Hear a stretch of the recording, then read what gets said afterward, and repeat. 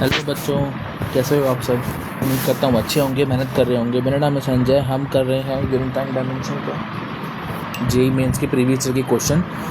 तो कल तक हमने क्वेश्चन नंबर 38 तक कर लिया था। 39 और 40 मैंने होमवर्क में दिया था, ठीक है।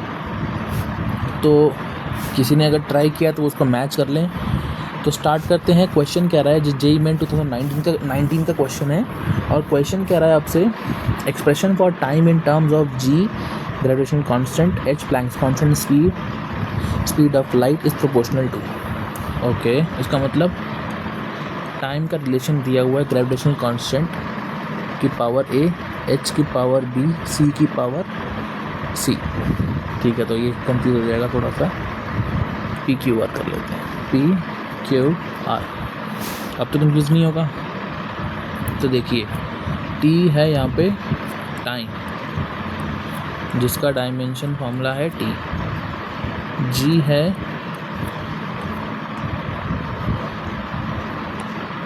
है यहाँ पे gravitational constant. g is gravitational constant. इसका डायमेंशन फॉर्मूला निकालने के लिए आपको एक फॉर्मूला याद होना चाहिए, force of attraction between two masses, F g m1 m2 by r square. ठीक है, तो यहाँ से हम g निकालेंगे, F r square by m square. F होता है force, m l t-2 into में l स्क्वायर अपॉन में m square, m-1 l3 t-2। h is Planck's constant. Okay, Planck's constant कैसे निकालने का बताया था मैंने। E is equals to h nu से आप निकाल सकते हैं। E होता है ml square t-2 is equal to h। Nu is the frequency, okay, and nu is equals to 1 upon time period. तो ये 1 अपॉन t आएगा, तो h आएगा ml स्क्वायर t-1। तो g का डेफिनेशन फॉर्मूला पता लग गया हमें, ठीक है। g का पता लग गया, h का पता लग गया, c का होता है स्पीड ऑफ लाइट, और इसका डायमेंशन फॉर्मूला होता है c का LT-1। ठीक है, अब सबके डायमेंशन फॉर्मूला पुट कर देंगे। That means t is equals to m-1 l3 t-2 की पावर p। h आया था m l2 t-1 q, और c आया था LT-1 r। इक्वेट कर देंगे किसको, ये t1 है तो t को इक्वेट करेंगे t की पावर -2p -q -r। तो -2p -q -r is equal to 1। इसका मतलब 2p plus q plus r is equal to -1 लिख सकते हैं। ओके, पहले क्वेश्चन आ गया। अब m0 is equals to m-p plus q, ठीक है, -p plus q is equals to 0, which is q is equals to p। हम l को इक्वेट कर लेते हैं, l की power 0 is equal to l3p plus 2q plus r। So 3p plus 2q plus r is equals to 0। So q is equals to, ये तीन equation आई हैं, तीन कॉन्स्टेंट अपने पास p q r निकल जाएगा। कैसे, p is equals to q है ना, तो यहाँ पे p is equals to q put कर दो। 2p plus p plus r is equals to -1, 3p plus r is equals to -1। इधर भी सेम पुट कर देंगे, 3p plus 2p plus r is equals to 0, 5p plus r is equals to 0। अब दो equation आ गई हैं, इन दोनों को सॉल्व कर लेंगे। ठीक है, सपोज ये इक्वेशन 1 लेते हैं, ये इक्वेशन 2 है ना। तो क्या करेंगे, सब्ट्रैक्ट 1 फ्रॉम 2, ठीक है। 5p plus r minus 3p minus r is equal to 0 minus minus of 1, तो आएगा ये 2p is equal to 1, p का वैल्यू 1/2, p का वैल्यू 1/2 तो q का वैल्यू 1/2, ठीक है। इस p की वैल्यू को यहाँ पुट कर देते हैं, तो 5p plus r is equal to 0, r is equal to -5/2, okay. अब p के बार पता लग गया, e is equal to g की पावर p h c 5/2, ठीक है। तो ये 1/2 तो रूट को शो कर रहा है, ये भी रूट को शो कर रहा है, -5/2 सॉरी। तो t is equal to G H upon C की पावर 5, ये ऑप्शन में है कहीं पे, √GH अपॉन सी की पावर 5, यार ऑप्शन बी है इसका आंसर, समझ आया। तो इस क्वेश्चन का आंसर है option number B is correct, ठीक है। तो मैच करो जिसने सॉल्व किया है क्वेश्चन, ये इसका आंसर है option B. Question number 40, question 40 आपसे कह रहा है if electronic charge E, electronic mass m and speed of light vacuum C, Planck's constant h taken as fundamental quantities, then permittivity of mu naught can be expressed। मतलब इस बार mu naught is equals to electronic charge E की power alpha ले लेते हैं, okay, mass beta, C speed of light gamma, Planck's constant sigma, ऐसे ले लेते हैं। कोई भी पढ़ना, कुछ भी यूनिट ले सकते हो आप, ABCD भी ले सकते हो, चलो ABCD ले लेते हैं, ज़्यादा ईजी रहेगा। बट C लेंगे तो C से कंफ्यूज हो जाएगा, PQRS ले लेते हैं, PQRS, ठीक है। अब तो कोई दिक्कत नहीं है, अल्फ़ा बीटा गामा से लगता है कि पता नहीं कितने बड़े बड़े कांस्टेंट ले लिए, बट ये ठीक है। अब देखिए सबकी मीनिंग बता रखी है, E है इलेक्ट्रॉनिक चार्ज, चार्ज को डिनोट करते हैं Q से। डायमेंशन फॉर्मूला क्या होता है चार्ज का, चार्ज होता है हमारे पास करंट इनटू टाइम, तो A into T dimension formula होगा इसका। M है मास, तो मास का तो M आएगा, ठीक है। C है speed of light, speed of light है ना, बिल्कुल।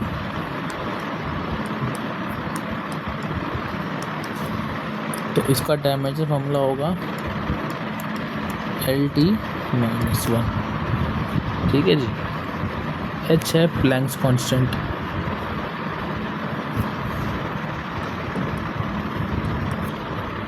इसका हमने पिछले क्वेश्चन में निकाला था ML2T-1, एक बार दोबारा चेक कर लें क्योंकि यार याद में अभी नहीं रखता, ML2T-1, ML2T-1, ठीक है। सबके निकाल लिया, अब किसका निकालना है, परमिटिविटी का निकालना है, सॉरी परमिटिविटी नहीं, परमिएबिलिटी है, sorry mu naught is permeability. तो परमिएबिलिटी का कैसे निकालेंगे, अब देखिए ये पहले भी बताया था, एक बार दोबारा बताता हूँ। कभी भी म्यू नॉट का निकालना आपको नहीं पता है, म्यू नॉट कैसे निकालेंगे, तो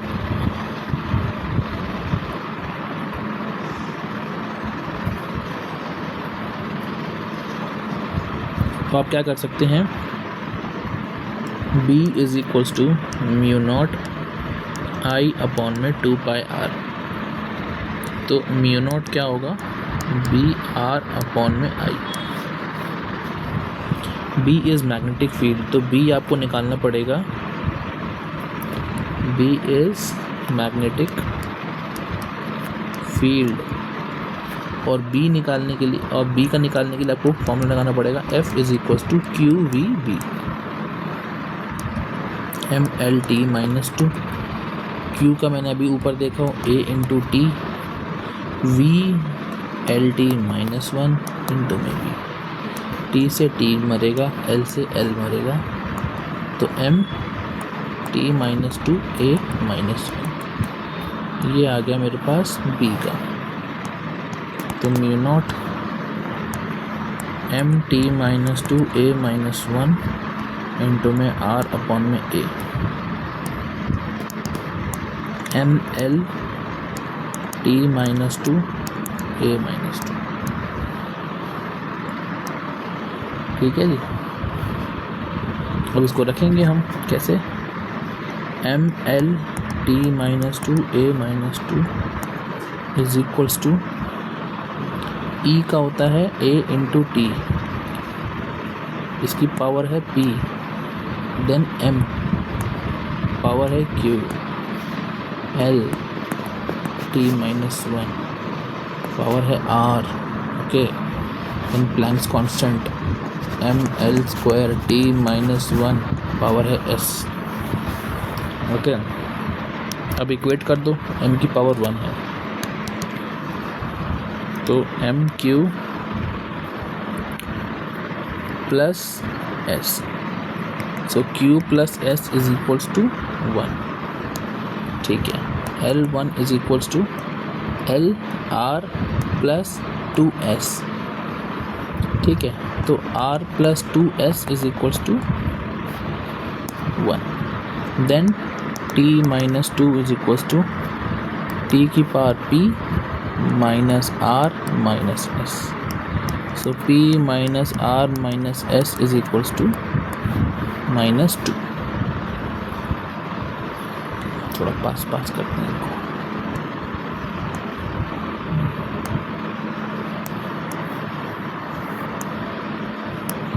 ओके। अब a को इक्वेट करते हैं, a की power -2 is equal to a की पावर p, e की पावर p ही है, हाँ तो ये तो एक ही जगह है, इसका मतलब p इज इक्वल टू -2। अब p इज इक्वल टू -2 है अगर, तो देखो इस p की वैल्यू को इसमें पुट कर देंगे, यहाँ पुट करेंगे तो क्या आएगा, -2 minus R minus S is equal to -2, तो माइनस माइनस तो कैंसिल ही हो जाएगा, तो क्या बचेगा 2 plus R plus S is equal to 2, 2 से 2 भी जाएगा, R plus S is equal to 0, means R is equal to minus S.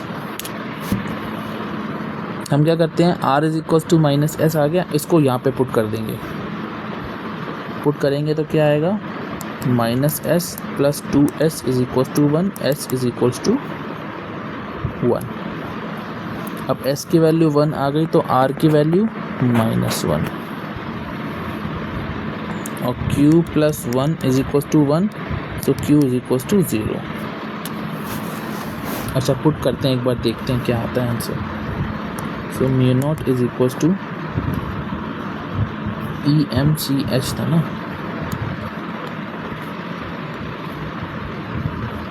a की पावर p, m की पावर q, c की पावर r, h की पावर s। ठीक है, तो m की पावर 0 तो 1 ही हो गया, तो mu naught is equals to h upon में e square c, h upon e square c, ये कहीं पे आंसर है, h upon e square c, option सी दिख रहा है मुझे तो इसका करेक्ट आंसर है ऑप्शन नंबर सी। ठीक है, तो जिसने होमवर्क किया है एक बार मैच कर ले, जिसने नहीं किया वो देख ले, समझ में नहीं आया तो समझ ले निकालते कैसे हैं। हालांकि आसान था बट फिर भी मुझे पता है दिक्कत आती है, परेशानी होती है, नहीं निकाला जाता है ना, प्रॉब्लम आती है, इसलिए मिस्टेक्स कर देते हैं। तो आप इसमें से यहाँ से देख सकते हैं ना, और देख के अपनी गलती को इम्प्रूव कर सकते हैं। ठीक है, अच्छा अब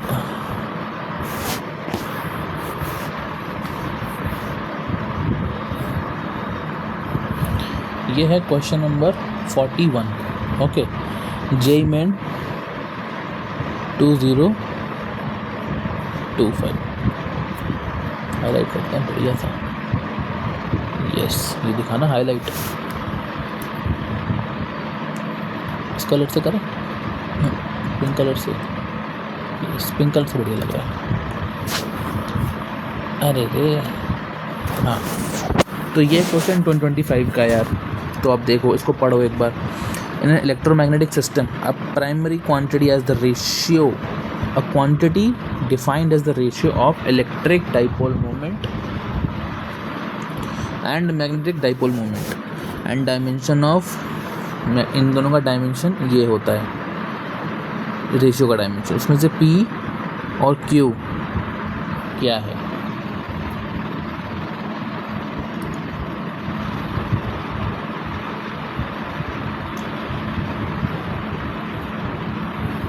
यार ये Q है, अगर आपको समझ में आ रहा होगा ना, ध्यान से समझना।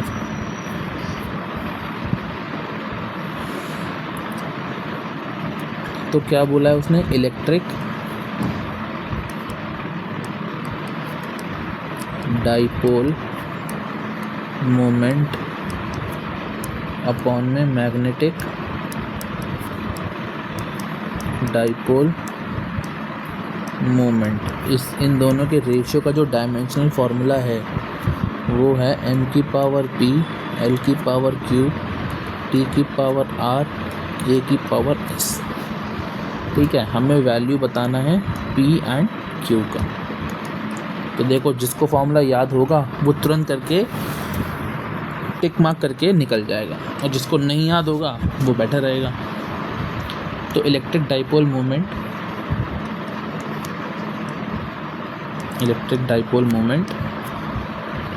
इसका फार्मूला, इसको डिनोट करते हैं p वेक्टर से, और q इंटू में 2l इसका फार्मूला होता है।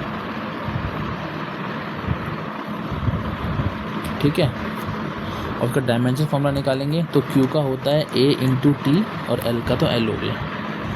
सिमिलरली मैग्नेटिक डाइपोल मोमेंट, इसका फार्मूला होता है, डिनोट करते हैं m वेक्टर से, इसका होता है करंट इंटू एरिया, करंट का a, एरिया का l स्क्वायर। दोनों का रेशियो लेंगे हम, ATL अपॉन में AL2, a से a जाएगा, l से ये पावर जाएगा, TL -1। इसका मतलब M0 L -1 T1 A0। हमें क्या पूछा था? कंपेयर करेंगे हम, तो P का वैल्यू है 0 और Q का वैल्यू है -1। अब देखो इसमें से आंसर क्या है यार, 0, -1, ऑप्शन सी। तो इस क्वेश्चन का करेक्ट आंसर है ऑप्शन नंबर सी। ठीक है,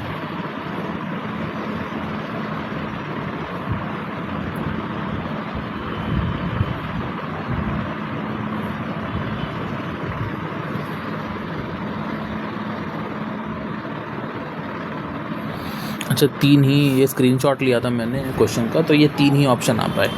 चौथा ऑप्शन मैं लिख देता हूँ, अच्छा आप समझ सकते हो ऑटोमेटिकली कि हाँ चौथा ऑप्शन क्या ही होगा। बोथ स्टेटमेंट इनकरेक्ट वाला आ गया, इसका मतलब एक ऑप्शन है बोथ स्टेटमेंट आर करेक्ट। इसके अंदर ऑप्शन डी हो जाएगा आपका बोथ स्टेटमेंट का करेक्ट।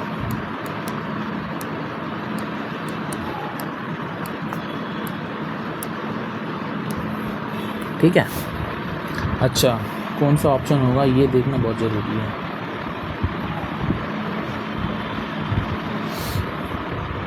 क्वेश्चन नंबर है ये 42, क्वेश्चन नंबर 42। क्वेश्चन कह रहा है आपसे, गिवन बिलो आर 2 स्टेटमेंट्स। ठीक है, पहला स्टेटमेंट कह रहा है the dimension of Planck's constant and angular momentum are same. ठीक है, तो दोनों का डायमेंशन निकाल लेंगे तो उससे हमें स्टेटमेंट 1 पता चल जाएगा। स्टेटमेंट 2 कह रहा है in Bohr's model electron revolve around the nucleus only in those orbits for which angular momentum is integral multiple of Planck's constant. तो इंटीग्रल मल्टीपल ऑफ खाली प्लैंक्स कांस्टेंट नहीं होता है, मैं बताता हूँ। देखो पहले हम स्टेटमेंट 1 को देखते हैं। स्टेटमेंट 1 के बारे में देखते हैं। स्टेटमेंट 1 में क्या रहा है हमें कि प्लैंक्स कांस्टेंट और एंगुलर मोमेंटम है ना, तो प्लैंक्स कांस्टेंट का डायमेंशन हमने निकाला था mL2T-1 और एंगुलर मोमेंटम का फॉर्मूला क्या होता है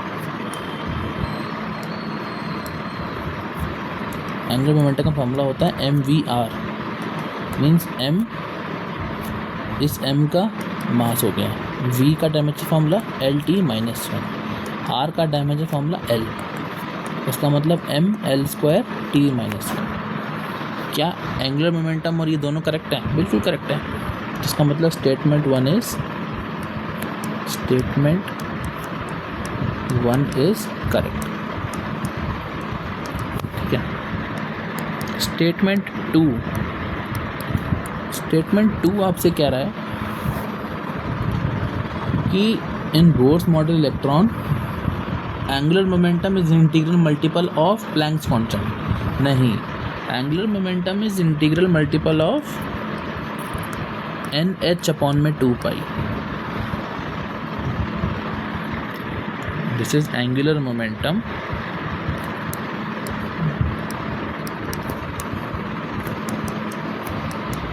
is integral multiple of h/2π।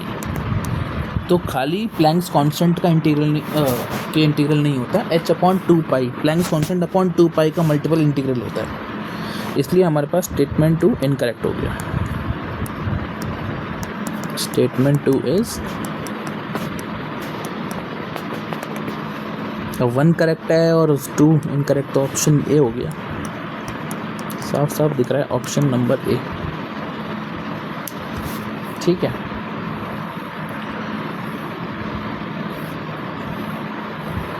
Question number 42, question number 43।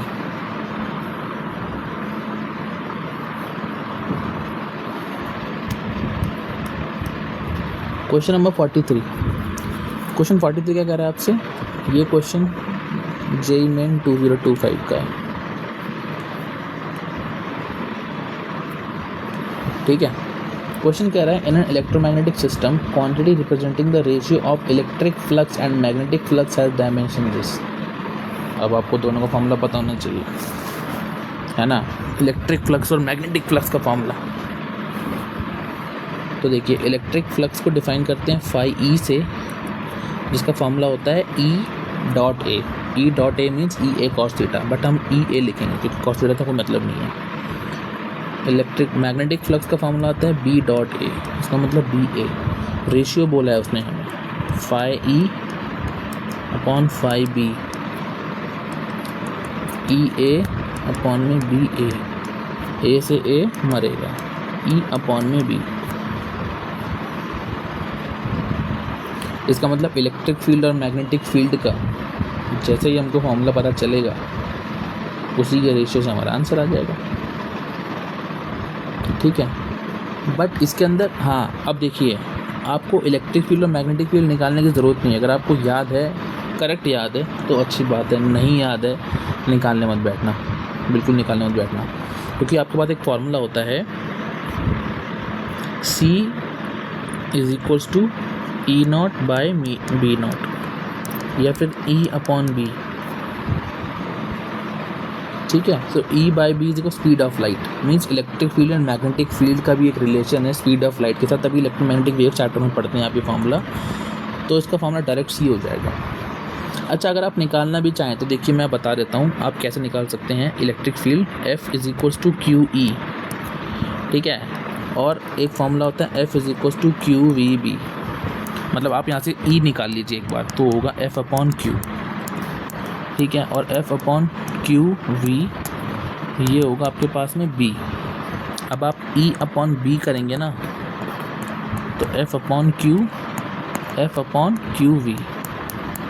V आ गया ना, स्पीड ऑफ V आ गया ना, स्पीड। और ये किसकी स्पीड होगी? स्पीड ऑफ लाइट होती है ये। ठीक है, मतलब स्पीड होता है, बट स्पीड ऑफ लाइट को हम C से रिप्रेजेंट करते हैं।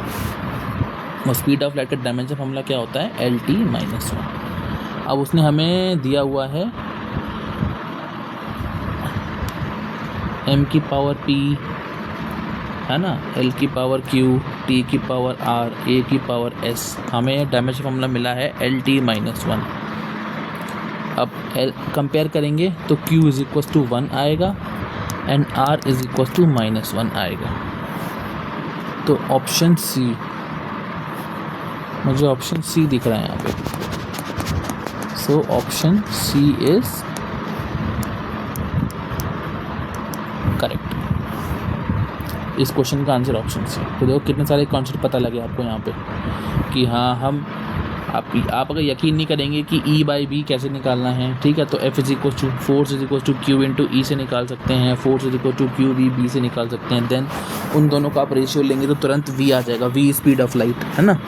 वही मैंने ऊपर लिखा C यहाँ पे, और इसका यूनिट डायमेंशन फॉर्मूला होता है LT-1।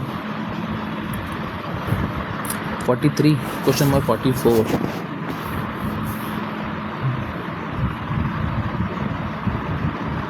इसमें भी 3 ऑप्शन आए हैं क्या? ठीक है, तो ये क्वेश्चन JEE मेन 2025 का है, ठीक है। इसमें एक ऑप्शन ऐड कर लो, मैं ऑप्शन एक ऐड कर देता हूँ, जहाँ पे A है 2, B है 3, C है 4 एंड D है 1। ठीक है जी। अब यार ये तो मैच द फॉलोइंग है, कौन तो क्वेश्चन है? Question number 44। क्वेश्चन नंबर 44 है ये।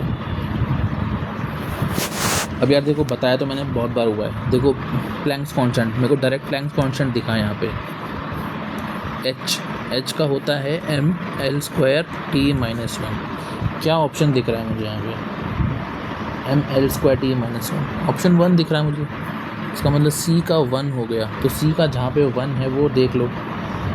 तो C का 1 मुझे दिख रहा है ऑप्शन नंबर A में और ऑप्शन नंबर C में। ओके ठीक है, अगर C का 1 है तो इसका मतलब A का 3 है, बोल्ट्जमैन कांस्टेंट का। बोल्ट्जमैन कांस्टेंट का 3 है, ठीक है। अब B और D की लड़ाई है, B निकाल लेते हैं। B और D की लड़ाई है ना, तो B निकाल लेते हैं। तो B आप कैसे निकालेंगे? B का है कोफिशिएंट ऑफ विस्कोसिटी ईटा, पहले भी निकाल के बताया हुआ है, एक बार दोबारा बता देता हूँ। F is equals to 6 pi eta r v. F upon में r v is equal to eta. Eta is coefficient of viscosity. F होता है mL-T-2। R का हो गया L, वेलोसिटी का हो गया L-1। इस L से ये L चला जाएगा। Eta is equal to mL-1T-1। ये कहाँ पे मैच कर रहा है? mL-1T-1। B का 4, तो B का 4 जैसे ही मैच करा वैसे ही ऑप्शन A करेक्ट हो गया। इसका मतलब B का 4 हो गया, है ना। तो B का 4 हो गया, तो D का ऑटोमेटिक क्या हो जाएगा? D का 2 हो जाएगा। तो इस क्वेश्चन का आंसर हो गया ऑप्शन नंबर A, 2025 का क्वेश्चन था। ठीक है बच्चों, क्वेश्चन नंबर 45। ऐसे ही क्वेश्चन आ रहे हैं, देखो आप मैच द फॉलोइंग के, इसमें 4 ऑप्शन है। ये क्वेश्चन भी देख लो, JEE main 2025, question number 45। Question number 45 क्या कह रहा है आपसे?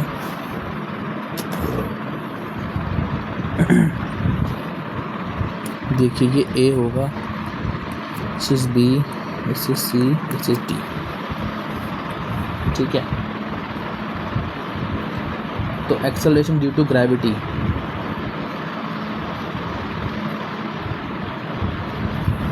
देखो मेरे को पहला लास्ट वाला मेरे को क्या दिख रहा है? एक्सेलरेशन ड्यू टू ग्रेविटी, है ना। एक्सेलरेशन ड्यू टू ग्रेविटी का क्या हो? Acceleration due to gravity D अगर मैं देखूं तो ये G होता है एक्सेलरेशन ड्यू टू ग्रेविटी, जिसका यूनिट होता है मीटर पर सेकेंड स्क्वायर। इसका डायमेंशन फॉर्मूला हो गया L-T-2। तो D का 1।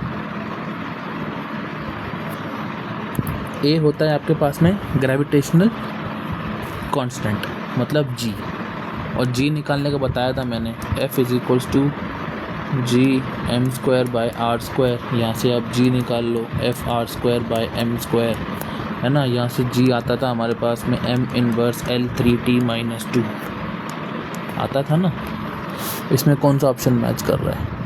ऑप्शन 4 मैच कर रहा है, इसका मतलब ए का 4 है।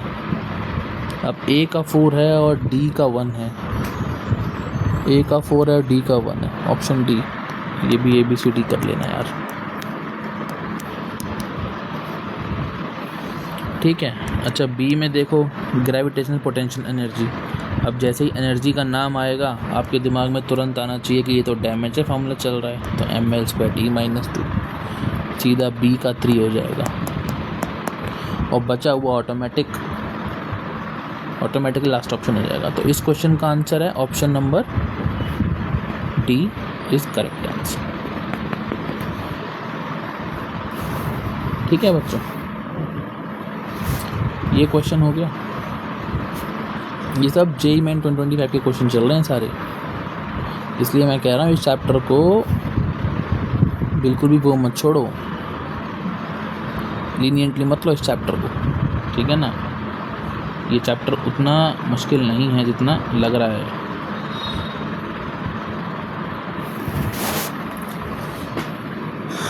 ठीक है, तो आधा घंटा हो गया बच्चों।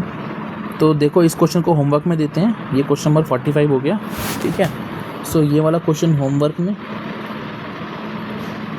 और किसी बच्चे को और भी क्वेश्चन करने हैं, ये क्वेश्चन भी JEE मेन 2025 का है। एक नेक्स्ट क्वेश्चन है, इसको भी ले लो किसी को होमवर्क में चाहिए तो। बाकी नेक्स्ट वीडियो में हम इस सबको डिस्क्राइब करेंगे, ये वाला भी होमवर्क में ले लो,